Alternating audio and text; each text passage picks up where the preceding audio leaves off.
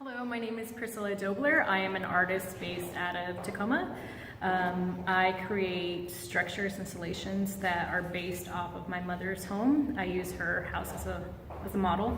And I'm really interested in the concept and the structures of identity and how the home shapes someone's identity. And I do a lot of weaving, woodworking, video, and audio installations. So you talk about identity. What is your working idea of what does identity mean to you? Okay. For me, when I think of identity, I think it's important to think of our ancestors. For me, I am Mayan, Scottish, German, and it's really important for me to respect and acknowledge the weaving history in my background, which my grandmother wove on the floor loom in Scotland, and my Mayan grandmother created Mayan hammocks in Merida, Yucatan.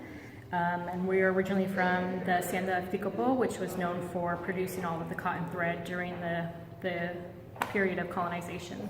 Nice, very nice. So what you're saying to a certain extent is that there's weaving in both of the traditions that are part of your identity. Correct. Nice, nice. So how does the home, like the sculptural, architectural home part of this, how does that fit in, and tell us a little bit about what home means to you?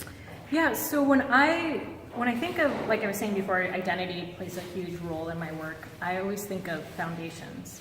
Okay. And foundations can be based off of like language, it can be based off of traditions, designs, patterns, anything that's related to your culture or how it's been brought into your culture by your ancestors. So when I look at homes, I always like to break down the structures to like the bare bones, which is usually studs, 2x4s. And it's the same thing when you rip everything apart. Like if you were to look at me and you, for instance, if we were to take off all our clothes, all our skin, it's the same. It's bones, blood, organs. So I like to break everything down and try to rebuild it up by blending all those different cultures and by creating strips of wood that have no painting on it, nothing on it, to symbolize that bare structure. And then again, weaving and incorporating that weaving aspect so that you have that identity that's being built, multiple different identities, coming from different cultures as sources of inspiration. So when you talk about foundation, you're talking about all sorts of different kinds of foundation. Mm-hmm. Foundation in all of its meanings and foundation and everything that it kind of entails. Correct. Nice. And I think it's, I think also it's really critical to think, my mother comes from poverty in Mexico. She was raised in a very low economic background, and it's this way and process of how when you have nothing, you rethink of purpose, rethink of materials and repurpose constantly and find new ways to use materials. So this is what I'm always trying to do, is trying to find new ways of repurposing materials and creating my own sense of who I am through that process. And definitely one of the ways that you do repurpose materials is just by the very fact that you're using food and you're using it as an artistic object. You're using it as something in a way that most people don't think of food. Correct. as a sculptural or sort of like artistic thing. Do you have anything to say about that? Like why do you choose food to work with? Yeah. How do you use food? So I'm always interested in how food shapes your identity. Mm-hmm. You can come from any background, but there's always a similarity. I was interviewing these teenagers. One of them liked empanizado, which is chicken that's basically it's layered or batted with breadcrumbs. Oh, nice. And then another girl, same age, talked about chicken katsu. Is that what it's called? Chicken katsu, yeah. Yeah. So it's the same process, but it's a Japanese form. And so it's really interesting that it doesn't matter what our backgrounds are, we're always like triggered in food and spices and trade that's always has happened throughout history. It's always been based around like food and improving food and making food have more taste and more meaning. So for me, when I think of food, I always think of like how does that influence or how did those come about? And I like to repurpose the tortilla press because then I'm creating images that can be printed onto the tortilla. So you're taking the tortilla press and actually doing a relief printing. And if you look at the history of Mexican culture, there's a strong history of relief printing and etching. And I think it's interesting to combine those two, create a piece of, pewter plate that shows that imagery, and then printing on there so that people can have that dialogue and talk while still engaging and eating at the same time. Nice. Food also triggers memories based off of aroma. So whenever you're smelling things, things are always, coming back. And then when you have, in general, I should say, in Mexican culture too, like we like to feed and we like to welcome everybody into our kitchen. So we're always wanting to feed. Did you get enough? Did you, always constantly asking. So I love doing work where I can actually talk about my work and have dialogues, but at the same time feed people without them realizing that I'm actually trying to do a gestural thing that's been based off of this long culture of welcoming and having people in. But at the same time, I'm guessing that Scottish mothers probably also want to feed. Exactly. Yeah. And that's one of the things that I really like about the show, and not to be gushing or anything, but there is a way that you draw connections, weave connections actually, between both, all of your identities basically. You're not talking about a simple sort of essentializing of either feminism or femininity or race or identity. It looks like you're looking for a lot of different connections. Can you speak to that a little bit? Mm-hmm. Yeah. And I'm sorry, I have a little bit of a cough today. No worries.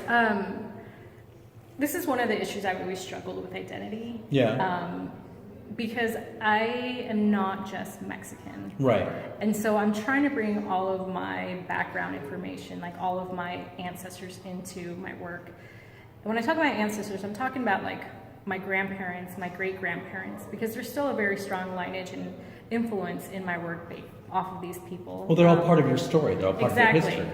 And so for me, I'm sorry, can we restart that one? I forgot what the Sure, question go was. ahead. I started thinking. We were talking about how you create connections, you sort of deconstruct the idea of any sort of essentialized identity. Oh, that's right. Okay, sorry, I just based No worries. on that. Okay, deconstruct the sense of identity. Do you think you do? I mean, do you think do, that actually. Yeah. See, for me, like I was saying before, it's very difficult to talk about identity. Right.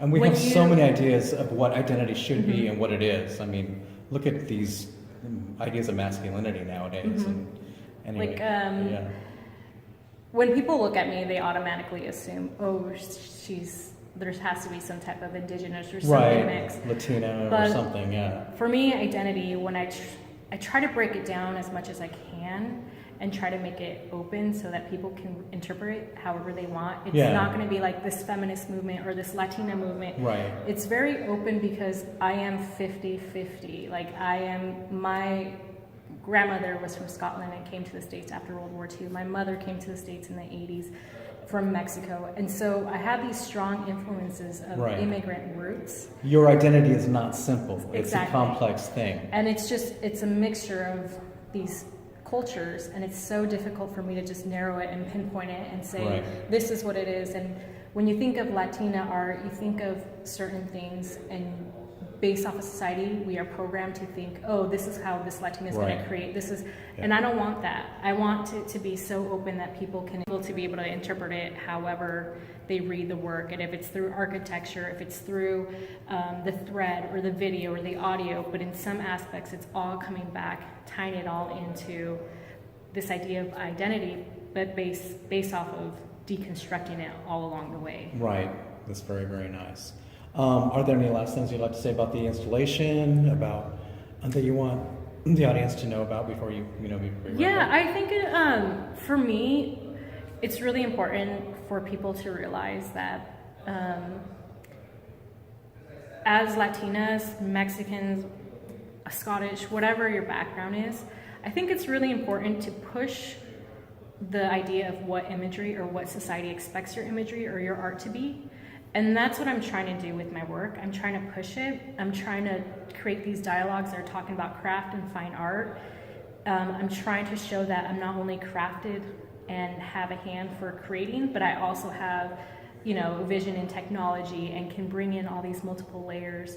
And I think that's really important because it's questioning and pushing this identity and how society wants to label me or think of my art. I don't want to be part of like this movement or this movement. I just want it to be universal. Like this artist created this, and that's it. Like, there's no need for me to be like, this Latino artist only did work this way, Right. if that makes sense. And you work in many identities. Mm-hmm. Like you are using, like there's the female, there's the historical, there's the race identities, all of these things, all together, sort of overlaying each other, you know. And it's like I said earlier, it's a very complex thing. It's not a simple nexus.